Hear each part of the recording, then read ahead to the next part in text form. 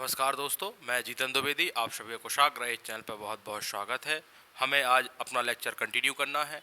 हमने अभी तक वनों का वर्गीकरण पढ़ लिया है और हमें अब कुछ अन्य तथ्य जानना है और उसके साथ साथ हमें आपकी पुरानी वन नीति 1952 की और नवीन वन नीति 2005 उनमें अंतर देखना है कि क्या क्या परिवर्तन हुए हैं। इसके साथ ही हमें कुछ अधीनस्थ कार्यालय देखना है जिसमें हम प्रमुख अधिकारी और वन विभाग के विभाग देखेंगे, ठीक। और कुछ अभी जो तथ्य बचे हैं जो इम्पोर्टेंट है उसको भी हम यहाँ देखेंगे। और इसके बाद हम जो आपका अगला टॉपिक है मध्य प्रदेश में वनो उपज, तो हम उसको देखेंगे। वहाँ भी हम दो प्रकार से उसको पढ़ेंगे। एक तो हम देखेंगे मुख्य वनोपज और एक पढ़ेंगे हम गौण वनोपज। मुख्य वनोपज के अंतर्गत हम सागौन, साल, बांस को देखेंगे और गौण वनोपज के अंतर्गत हम बांस, हर्रा, पलास, इन सबको हम वहाँ देखेंगे। तो अभी हम लेक्चर अपना कंटिन्यू करते हैं। वही पुराने वीडियो से आप आगे देखते रहिए क्योंकि हमने वहाँ वनों का वर्गीकरण कंप्लीट किया है। उसके साथ ही कुछ अन्य फैक्ट भी अब बचे हुए हैं जो कि एग्ज़ाम के दृष्टिकोण से बड़े महत्वपूर्ण हैं। तो हम क्लास को अपने अकॉर्डिंग आगे बढ़ाते हैं। तो आप अभी फिलहाल हेडिंग डालें अन्य तत्व।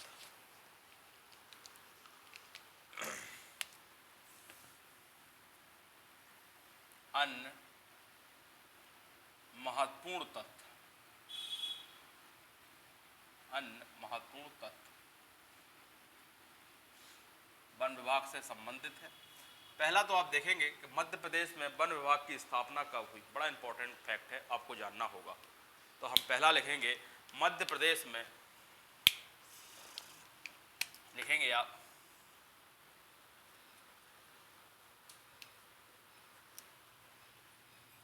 मध्य प्रदेश में वन विभाग, मध्य प्रदेश में वन विभाग की स्थापना या स्थापना वर्ष ये है आपका 1860। बड़ा इंपॉर्टेंट फैक्ट है कि मध्य प्रदेश में वन विभाग की स्थापना कब होती है? 1860 में होती है। इसके बाद हम दूसरा अहम फैक्ट देखेंगे, मध्य प्रदेश में जो पहली वन नीति बनी हुई है वो बनी है आपकी 1952 को। तो वो भी हम लिखेंगे मध्य प्रदेश की पहली वन नीति, और ये है आपकी 1952। इसके बाद नवीन नीति बनी हुई है तो लिखेंगे मध्य प्रदेश की नवीन वन नीति, ये बनी है आपकी 2005, ठीक। यही आपको कुछ इंपॉर्टेंट तथ्य जो आपको जानना चाहिए। फिर लिखेंगे वनों का 100% राष्ट्रीयकरण कब होता है? 1964 में होता है और ऐसा करने वाला देश का प्रथम राज्य भी आपका मध्य प्रदेश होता है। तो लिखेंगे वनों का 100% राष्ट्रीयकरण 1964 में करने वाला देश का प्रथम राज्य कौन सा था? मध्य प्रदेश। करने वाला देश का प्रथम राज्य कौन सा है? आपका मध्य प्रदेश। ये भी आप ध्यान रखें। इसी के साथ आप यहाँ नोट डालेंगे और नोट में आप कुछ भारत की वन नीति देखेंगे कि भारत की पहली वन नीति कब बनी, भारत की द्वितीय वन नीति कब बनी और भारत की अभी लेटेस्ट या जो भी नवीनतम वन नीति है वो कब बनी, वो भी आपको फैक्ट थोड़ा सा जाने रहिए। उसको आप लिखेंगे किसमें? नोट में लिखेंगे, क्योंकि यही वन नीति हम बता रहे हैं तो आप भारत की भी क्या करें, जाने रहे। बाकी आप इसको कहाँ पढ़ते हो? ज्योग्राफी में तो ही पढ़ते हो। तो लिखोगे भारत की प्रथम वन नीति बनती है आपकी 1894 में। तो क्या लिखोगे? भारत की प्रथम वन नीति, भारत की प्रथम वन नीति तो कब बनती है भारत की प्रथम वन नीति? 1894। बड़ी इंपॉर्टेंट कुछ फैक्ट्स है जो आपको ध्यान रखने होंगे। फिर भारत की तो होगी प्रथम वन नीति, इसके बाद भारत की द्वितीय वन नीति भी बनी हुई है, तो लिखेंगे द्वितीय भारत की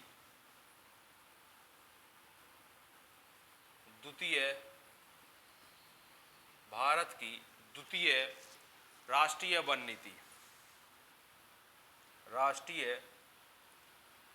नीति, ये कब की बनी हुई है? तो लिखेंगे आप 12 अप्रैल 1988, ठीक, 1988। अगली जो अभी नवीनतम बनी हुई है, तो लिखेंगे आप भारत की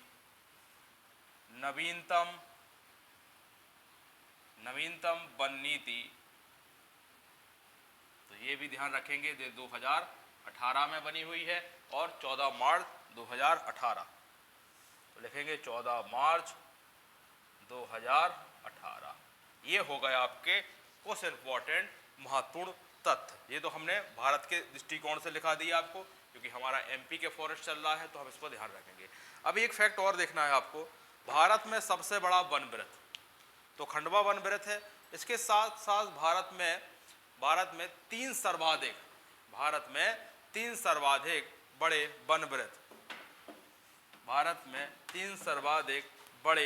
वन वृत्त, जिसको आप स्क्रीनशॉट ले लें। ये जितने भी फैक्ट लिखाए हैं सब महत्वपूर्ण है आपके लिए, यहाँ कोई दिक्कत तो नहीं है। भारत में वन विभाग की स्थापना 1860, भारत में प्रथम या पहली वन नीति कब बनती है आपकी, आपसे तो डायरेक्ट एग्जाम में पूछ लिया जा रहा है, भारत की प्रथम वन नीति कब बन रही है आपकी 1952 को, और नवीन वन नीति की बात की जाए तो 2005 को, ठीक है। इनमें अभी हम अंतर भी देखेंगे कि दोनों में कितना परिवर्तन आया है पुरानी और नई नीति के हिसाब से, ठीक।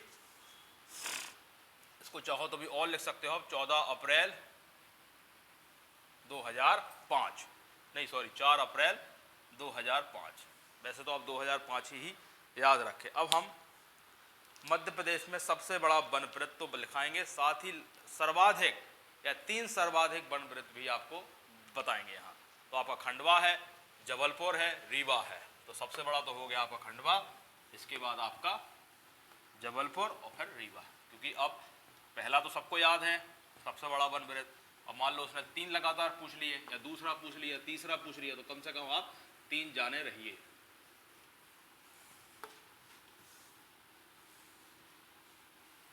देखिए आप अभी तक फॉरेस्ट पढ़ रहे हैं, आपने डेफिनेशन देखी, क्षेत्रफल देखे, प्रतिशतताएं देखी, फिर वनों का वर्गीकरण आपने स्पष्ट रूप से समझा।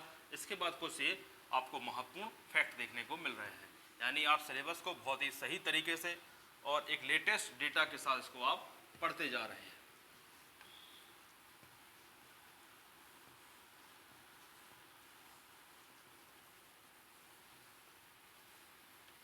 क्या लिखेंगे आप? मध्य प्रदेश के 3 सर्वाधिक बड़े वन वृत्त लिखेंगे आप, मध्य प्रदेश के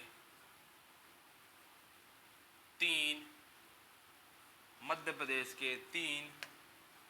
सर्वाधिक बड़े वन वृत्त, ठीक। और हम 3 देख ले रहे हैं तो आपको समस्या ही खत्म हो जा रही है। पहला सबसे बड़ा कौन सा है? खंडवा। कौन सा है? खंडवा वन वृत्त।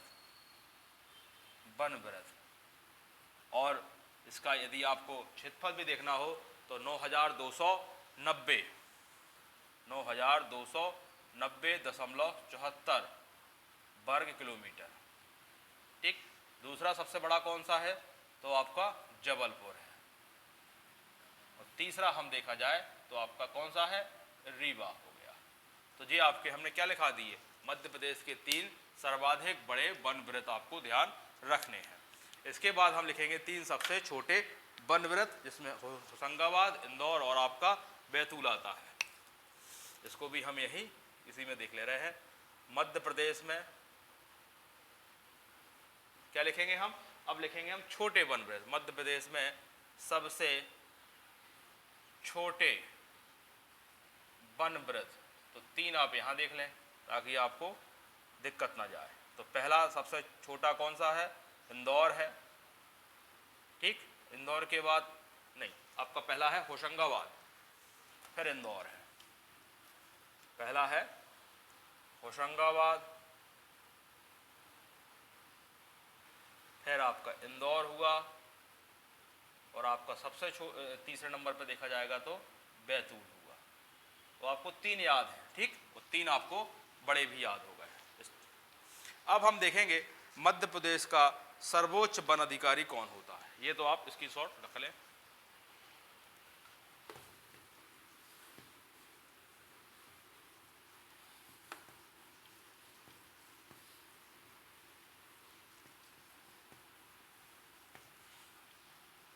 ठीक, यहां क्या लिखेंगे आप, मध्य प्रदेश का सर्वोच्च वन अधिकारी,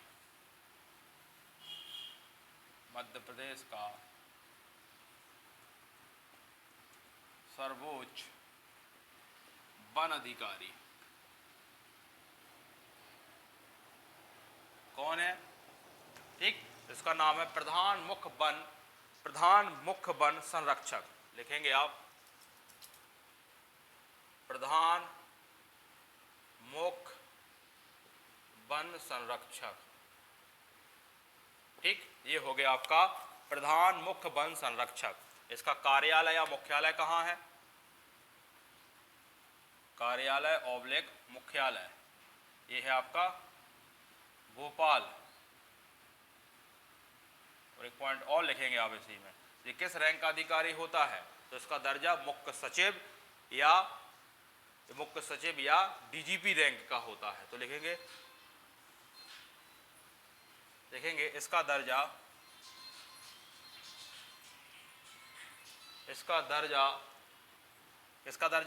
इसका प्रधान मुख्य वन आरक्षक की बात हो रही है, इसका दर्जा मुख्य सचिव या डीजीपी। जो डीजीपी होता है आपका पुलिस के समकक्ष होता है, डीजीपी पुलिस के समकक्ष होता है। ठीक, अब हम कुछ प्रमुख अधिकारी और देखेंगे, और क्या देखेंगे इसके साथ साथ उनके हम विभाग भी देखेंगे, क्योंकि अधीनस्थ कार्यालय के अंतर्गत हम इनको देखेंगे। तो आप एक साइड चार्ट बना लेंगे प्रमुख अधिकारी, और एक साइड लिख लेंगे आप विभाग।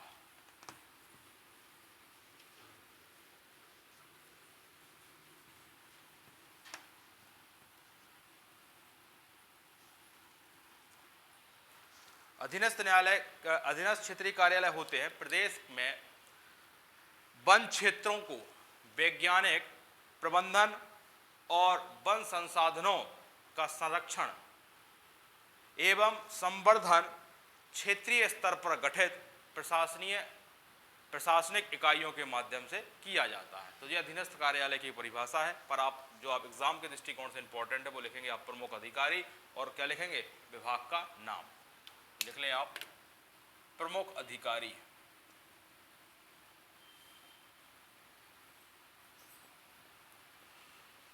प्रमुख अधिकारी, ठीक, और यहां लिखेंगे आप क्या लिखेंगे, विभाग का नाम। और आप एक विभाग का नाम, तो आप वन विभाग के विभाग भी जान जाएंगे, और अधिकारियों की आप हायरार्की सिस्टम भी जान जाओगे, कौन सबसे बड़ा होता है और कौन सबसे छोटा होता है। तो आप लिखेंगे पहला अधिकारी का जो नाम होता है प्रिंसिपल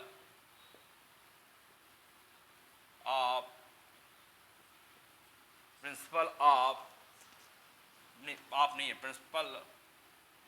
चीफ कंजर्वेटर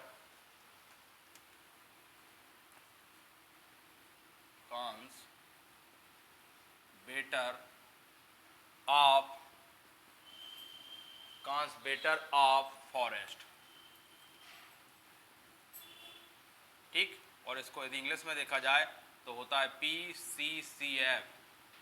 ठीक, और विभाग का नाम क्या होता है, मध्य प्रदेश वन विभाग। मध्य प्रदेश वन विभाग, ये होता है इसके विभाग का नाम। और एक चीज देखें, इनकी संख्या कितनी होती है, तो ये आपके होते एक होता है। ठीक, कौन होता है, प्रिंसिपल चीफ कंजर्वेटर, ठीक, principal chief conservator of forest, ठीक है, इसको बोलते हैं PCCF। PCCF कितने होते हैं? एक होते हैं, और मध्य प्रदेश विभाग का नाम क्या है? मध्य प्रदेश वन विभाग है। अब हम क्या करेंगे? प्रिंसिपल हटा देंगे, हम प्रिंसिपल इसमें से हटा देंगे, और क्या लिखेंगे आप? चीफ लिखेंगे आप। प्रिंसिपल आप यहां से हटा देंगे, और दूसरा प्रमुख अधिकारी कौन होगा? चीफ कंजर्वेटर ऑफ फॉरेस्ट, ठीक है, इसको इंग्लिश का शॉर्ट फॉर्म हो जाएगा CCF, यानी हमने एक पी क्या कर दी? कम कर दिया। और इनकी संख्या कितनी है? 16, और इनके विभाग का नाम क्या है? वनवृत्त। आपको मिल जाएगा, जो भी आप MP की किताब इस्तेमाल करते होंगे उसमें आपको एक चार्ट बना होगा, फिर भी हम आपको यहाँ बता देते हैं। फिर इसके बाद है DFO। इसके बाद कौन सा अधिकारी प्रमुख है? DFO, जिसको बोलते हैं डिस्ट्रिक्ट फॉरेस्ट ऑफिसर। क्या बोलते हैं? District forest officer. ये कहलाता है DFO। आपने सुने होंगे नाम सामान्य तौर पर DFO। तो DFO की संख्या होती है 63। कितनी होती है? 63। और इनके विभाग का नाम होता है वन मंडल। विभाग का नाम होता है वन मंडल। अब देखिए यहां हमने क्या लिखा है? डिस्ट्रिक्ट लिखा है। क्या लिखा है? डिस्ट्रिक्ट फॉरेस्ट ऑफिसर लिखा है। अब हम DFO में से क्या कम कर देंगे? SDFO आ जाएगा, यानी सब डिविजनल आ जाएगा। यहां तो लिखेंगे आप सब डिविजनल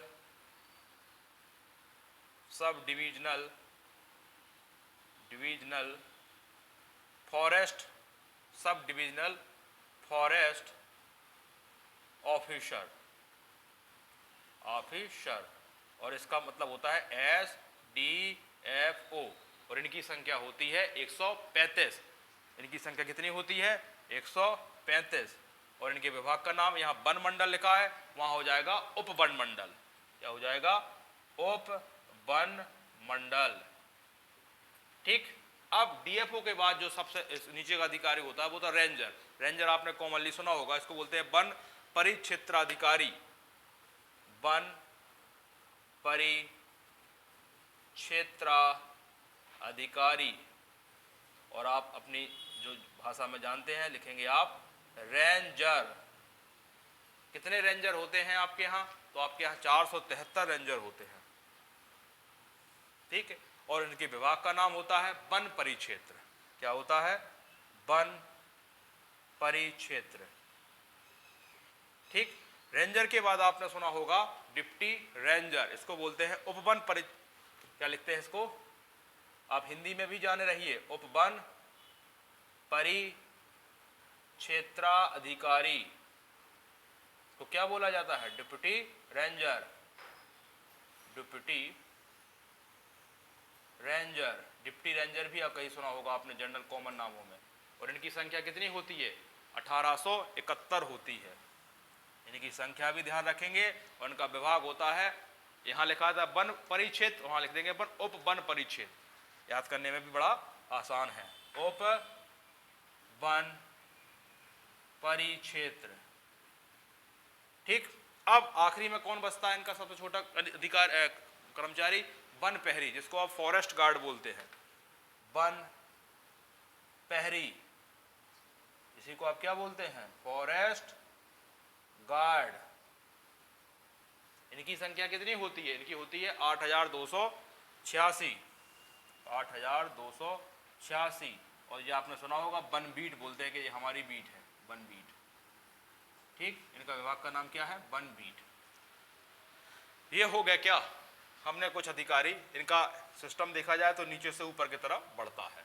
सबसे ऊपर होता है principal chief conservator of forest, PCCF एक होता है। विभाग का नाम मध्य प्रदेश वन विभाग। इसके बाद आप प्रिंसिपल हटा दें, CCF कर दें, 16 होते हैं। वन विभाग होते हैं। DFO 63 होते हैं, वन मंडल कहलाते हैं। आपके जो SDFO होते हैं वो उप वन मंडल हो गया, 135 हो गए। फिर रेंजर 473, डिप्टी रेंजर 1871। ये आप स्क्रीनशॉट ले लें। इसके बाद हम क्या पढ़ेंगे? वन नीति पर भी थोड़ा सा प्रकाश डालेंगे। वैसे तो ये आपके यहाँ चार्ट बना रहता है किताबों में अक्सर, तो आप वहाँ भी इसको देख लेंगे, पर इसको याद आराम से हो सकता है, कोई बड़ी कठिन नहीं है ये। और आप पीएससी में रेंजर के लिए भी जगह निकलती हैं, तो उसके लिए भी आपको सभी जानना चाहिए।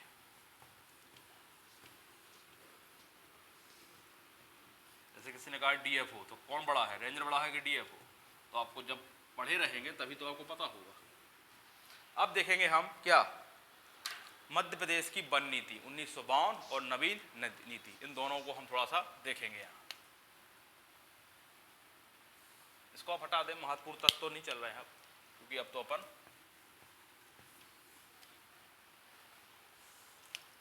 इसको भी इसी तरीके से आप पढ़ेंगे। एक साइड लिखेंगे वन नीति 1952, वन नीति 1952, ठीक। और एक पढ़ेंगे आप नई वन नीति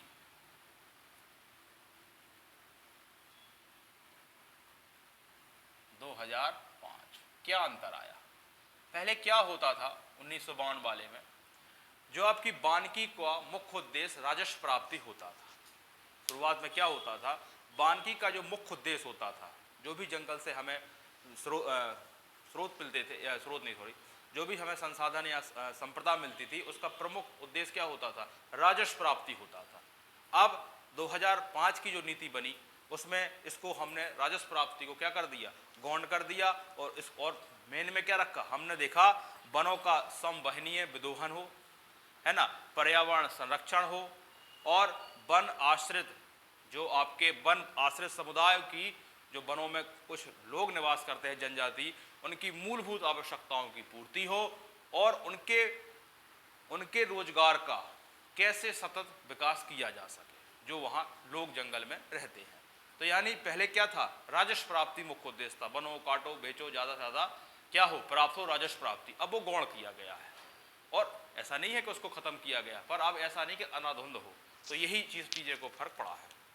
तो पहले आप क्या देखेंगे वन नीति में, पहले क्या था, पहले था वानिकी का मुख्य उद्देश्य, लिखेंगे आप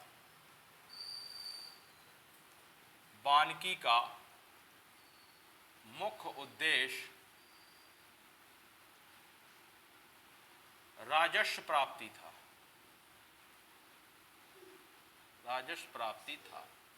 अब क्या हुआ है, ये अब राजस्व प्राप्ति को क्या कर दिया गया, गौण कर दिया गया। लिखेंगे आप राजस्व प्राप्ति को गौण कर दिया गया। गौण मतलब सेकेंडरी है, कर दिया। और फिर और क्या किया गया, इसको तो गौण किया गया, और इसमें क्या ऐड किया गया, इसमें वनों का संवहनीय, वनों का संवहनीय विदोहन, मतलब तरीके से उसका यूज किया जाए, विदोहन। और इसके साथ साथ पर्यावरण संरक्षण, कि पर्यावरण को किस प्रकार संरक्षण किया जाए, पर्यावरण संरक्षण के साथ वन आश्रितों, जो वनों से आश्रित है, जो जनजाति वहां रहती है, वो किस पर आश्रित है, वनों पर है, वन आश्रितों की मूलभूत आवश्यकताओं को, मूलभूत आवश्यकताओं का ध्यान रखा जाएगा। ये हो गई उनकी पहली प्राथमिकता। और आवश्यकताओं को ध्यान के साथ साथ सतत रोजगार उपलब्ध कराकर, सतत रोजगार उपलब्ध कराकर उनकी आय बढ़ाई जाए, आय बढ़ाई जाए, ताकि वो जंगल का को कोई नुकसान ना पहुंचाए। तो ये पहले जो राजस्व, पहला मुख्य उद्देश्य क्या था, राजस्व प्राप्ति करना, चाहे जैसे हो। अब वो नहीं बचा है, ठीक। अब पहले जो वन समुदाय के कुछ लोग वहां निवास करते थे, उनको प्रबंधन से क्या किया जाता था, उनकी प्रबंधन या वन प्रबंधन में भागीदारी 0 रखी जाती थी, मतलब उनका उपयोग नहीं किया जाता था। यानी जो वन निवासी होते थे या जो वन समुदाय होते थे, उनका वन प्रबंधन के द्वारा या वन के कार्यक्रमों में उनको दूर रखा जाता था। अब क्योंकि उन समुदाय को वन का ही अंग मान लिया गया है, इसलिए अब वन विभाग ने उनका उपयोग करना या उनको अहम भूमिका के साथ जोड़ा है। ठीक, तो आप क्या लिखोगे? वन निवासी समुदाय का वन प्रबंधन में भागीदारी। लिखेंगे आप वन निवासियों की भागीदारी प्रबंधन में नहीं थी या वन प्रबंधन में नहीं थी। वन प्रबंधन में नहीं थी, उनका उपयोग नहीं किया जाता था या उनको इसमें शामिल नहीं किया जाता। मान लो वन में पौधे लगना है या कुछ फेंसिंग होना है और भी कुछ कार्यक्रम होना है वन के संबंधित, तो उनको उससे दूर रखा जाता था, अब नहीं रखा जाता है। वन निवासी समुदाय को वन प्रबंधन में भागीदारी नहीं थी। अब क्या है? वन प्रबंधन के माध्यम से, मतलब अपने मन से नहीं, वन प्रबंधन के माध्यम से, वन प्रबंधन के माध्यम से स्थानीय समुदायों की, वन प्रबंधन के माध्यम से स्थानीय समुदाय की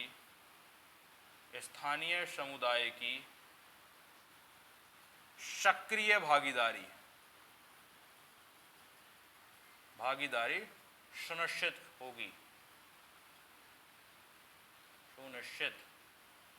होगी। यानी अब उनकी भागीदारी कैसी हो गई है? सक्रिय भागीदारी हो गई है। ठीक, पहले उनका वन विभाग के कोई भी मैनेजमेंट में या कोई भी इवेंट में उनको दूर रखा जाता था।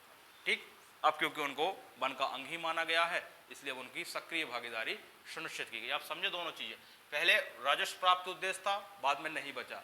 फिर क्या उद्देश्य बचा? इसको गौण रखा गया। उद्देश्य क्या रखा गया? जो वहाँ या वनों का जो हमें संवहनीय विदोहन करना है वो तरीके से करना है, पर्यावरण का संरक्षण करते हुए जो वन में निवास करते हैं उनकी मूलभूत आवश्यकताओं की पूर्ति को भी ध्यान रखते हुए करना है। ठीक, फिर जो वन निवासी थे या वन में जो रहते थे उनकी वन प्रबंधन में कोई भागीदारी नहीं होती थी। बाद में उनकी सक्रिय भागीदारी हुई। कब? जब नवीन वन नीति बनी। ठीक, अगला लिखेंगे इमारती लकड़ियों की या इमारती लकड़ी के उत्पादन की प्राथमिकता थी। इमारती लकड़ी की उत्पादन में क्या थी? उत्पादन की प्राथमिकता थी। अब इमारती लकड़ी क्या होती थी? सागौन वगैरह, साल, ये सब किस में आती थी? इमारती में। इनकी प्राथमिकता थी वहां पर। अब क्या हुआ है? अब नवीन नीति में क्या हुआ है? जैसे बांस हुआ, चारे हुआ, है ना, लघु वनोपज की जो चीजें हुई, औषधियों की चीज हुई, जो औषधियां वन में पाई जाती, इनका संरक्षण और संवर्धन प्राप्ति का महत्व दिया। पहले क्या था? जो जैसे सागौन हुआ, साल हुआ, इन्हीं वृक्षों का प्राथमिकता दी जाती थी उत्पादन में। अब इसके साथ साथ अब क्या देने लगे? यहाँ जो आपके गौण वाले थे, जैसे आपकी बांस हुआ, चारे हुआ, लघु वनोपज हुआ, इनका भी संवर्धन, जो औषधि वाले आपके वृक्ष हुए, इनका भी क्या करने लगे? अब संवर्धन, संरक्षण एवं संवर्धन का महत्व बढ़ा है। तो यहां लिखेंगे अब बांस, चारे, लघु वनोपज, ठीक, लघु वनोपज एवं या तथा औषधीय पौधे जैसों का भी संरक्षण एवं संवर्धन होने लगा। पहले इनका कोई महत्व नहीं था ज्यादा। प्राथमिकता किसको दी जाती थी? पहले इमारती लकड़ी को ही प्राथमिकता दी जाती थी। ठीक, अब और क्या परिवर्तन हुआ? वन प्राणियों को शिकार की सीमित अनुमति थी, पर अब क्या है? पूर्णतः प्रतिबंधन। देखेंगे वन प्राणियों को शिकार की सीमित अनुमति थी और अब क्या है? पूर्ण प्रतिबंध है। अब कोई भी शिकार नहीं कर सकता, पूर्ण प्रतिबंधित है। जो नवीन नीति में हुआ है, पूर्ण प्रतिबंधित। ठीक, ये आपने कितने पॉइंट समझ लिए अभी? 1 2 3 4। अब एक और आप देखें 5वां। पहले क्या होता था? वन भूमि पर खाद्य एवं कृषि फसलों की खेती की अनुमति थी। अब उस पर भी क्या हो गया है? पूर्ण प्रतिबंध हो गया, यानी गैर वानिकी का उपयोग पर क्या हो गया है, कड़ा प्रतिबंध। तो अब लिखेंगे आप वन भूमि पर खाद एवं कृषि वानिकी की अनुमति थी, यानी पहले जंगल की जमीनों पर खेती कर सकते थे आप। अब क्या हो गया है, अब सीधा एक लाइन में लिखेंगे आप, अब गैर वानिकी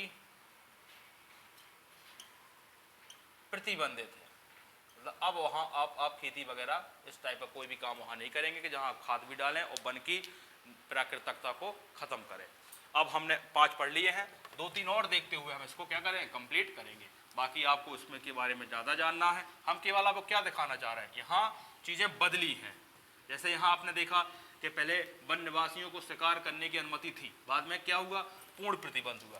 पहले आपने देखा यहाँ इमारती लकड़ियों पर ही फोकस किया जा रहा था, अब बांस चारे छोटी छोटी जो भी उस पर भी क्या किया जाएगा, गौण चीज़ें हैं, यानी गौण संपदा पर भी क्या किया जा रहा है, फोकस किया जा रहा है। शुरुआत में आप देख रहे हैं कि पहला उद्देश्य क्या था, राजस्व प्राप्ति, काटे आप वन जितना काट सके। अब नहीं है, अब वनों का जो विदोहन होगा वो ध्यान रखते हुए होगा ताकि उनका सतत विकास के रूप में यूज किया जा सके, और जो वहाँ वन निवासी हैं उनका भी ध्यान रखा जा सके। अब जो वन में लोग निवास करते थे उनका वन विभाग में या वन के कोई भी कार्यक्रम में उनको हिस्सेदारी नहीं मिलती थी, यानी काम नहीं मिलता था।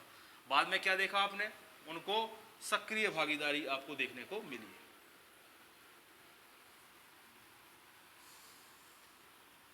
अब कुछ फैक्ट्स और देखेंगे हम, जैसे वनों का विदोहन पहले मुख्यतः ठेकेदारों को ठेके पर किया जाता था या ठेकेदारों के माध्यम से किया जाता था, अब नहीं होता है। अब कैसे होता है, अब सहकारी समितियां वन विभाग के द्वारा होता है। तो क्या लिखोगे आप, ये छठवां लिख रहे हैं, वनों का विदोहन ठेकेदारों के माध्यम से होता था, माध्यम से कि जंगल काटना है तो किसी को ठेका दे दिया गया। अब क्या हो रहा है, अब यह ग्राम वन समितियों है या तो ग्राम वन समिति या सहकारी समितियां या वन विभाग के द्वारा, अब सीधा ठेका नहीं दिया जाता है, ठीक है। अब वन आधारित जो कुछ उद्योग होते थे उनको रियायती दरों पर वनोपज उपलब्ध कराई जाती थी, ठीक है। जैसे कोई आपका कागज उद्योग है तो उनको कुछ रियायती दरों पर वन उपज या कच्चा माल उपलब्ध कराया जाता था। अब वो क्या कर दिया गया, वो भी समाप्त कर दिया, अब कोई भी रियायतें उनको नहीं दी जाती है। तो लिखो क्या, आप लिखोगे वन आधारित उद्योगों को वन आधारित उद्योगों को वनोपज में रियायती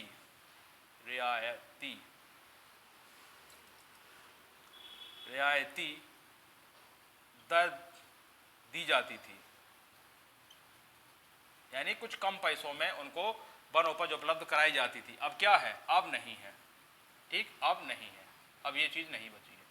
अब एक और लिख लें आप, पहले वन प्रबंधन होता था परंपरागत तरीकों से, ठीक है, पुराने पैटर्न से। अब क्या होने लगा है, अब आपने उसमें सूचना प्रौद्योगिकी एवं जैव प्रौद्योगिकी का यानी टेक्नोलॉजी का इस्तेमाल करने लगे। कुल मिला के आप ये समझ, पहले क्या होता था, वानिकी प्रबंधन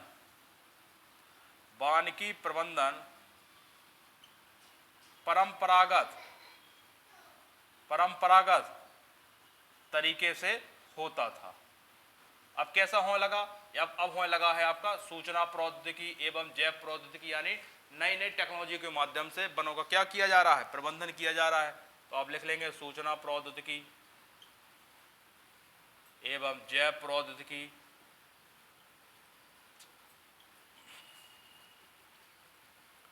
के माध्यम से हो रहा है, यानी टेक्नोलॉजी का उपयोग कर रहे हैं। एक पॉइंट और आपको हम ऐसे बता दे रहे हैं, लिखा नहीं रहे हैं। पहले क्या होता था, वन कर्मी जो आपके फॉरेस्ट कर्मचारी हैं उनको मूलभूत सुविधाएं एवं उनके कल्याण संबंधी कोई प्रावधान नहीं होता था। मान लो कोई भी फॉरेस्ट गार्ड है डिप्टी रेंजर है वो आपके जंगल के सुदूरवर्ती इलाके में वहाँ काम कर रहा है, तो उनकी मूलभूत सुविधाओं पर ध्यान नहीं दिया जाता था, परंतु अब विशेष उन पर ध्यान दिया जाता है, उनकी फैमिलियों पर, उनके बच्चों पर उनको विशेष सुविधाएं दी जाती है। पहले इस टाइप का कुछ नहीं था। यानी कुल मिला के क्या देखा आपने, नवीन वन नीति में क्या हुआ है, प्रोग्रेस हुआ है। आपने देख लिया यहाँ कि पहले इमारती लकड़ी पर फोकस कर रहे थे, यानी मुख्य वन संपदा पर फोकस कर रहे थे, गौण संपदा से उन्हें मतलब नहीं थी, यानी बांस चारे लघुपथ से कोई मतलब नहीं था। उसमें हुआ पहले राजस्व प्राप्ति मुख्य उद्देश्य था, अब राजस्व प्राप्ति यहाँ मुख्य नहीं किया गया, पहले वनों का संरक्षण इस टाइप से और जो वन निवासी उनकी मूलभूत सुविधाओं की पूर्ति के लिए किया गया। फिर क्या देखा आपने, पहले यहाँ वनों का विदोहन या वनों की कटाई के लिए जो वहाँ निवासी थे, वन निवासी थी, उनको कुछ अनुमति थी, अब पूर्णतः प्रतिबंध कर दिया। फिर देखा आपने खाद्य एवं कृषि वानिकी का उपयोग के लिए वन विभाग की जमीनें दी जाती थी, बाद में क्या किया गया, ये भी बंद कर दिया गया, है ना। आपने देखा वनों का विदोहन ठेकेदारों को ठेके पर दिया जाता था, बाद में अब वो समितियों के द्वारा या वन विभाग के द्वारा होने लगा, ठीक। और फिर आपने देखा जो कुछ उद्योग थे वन आधारित, उनको कुछ रियायती दरों पर वनोपज उपलब्ध कराया जाता था, अब वो भी समाप्त कर दिया गया।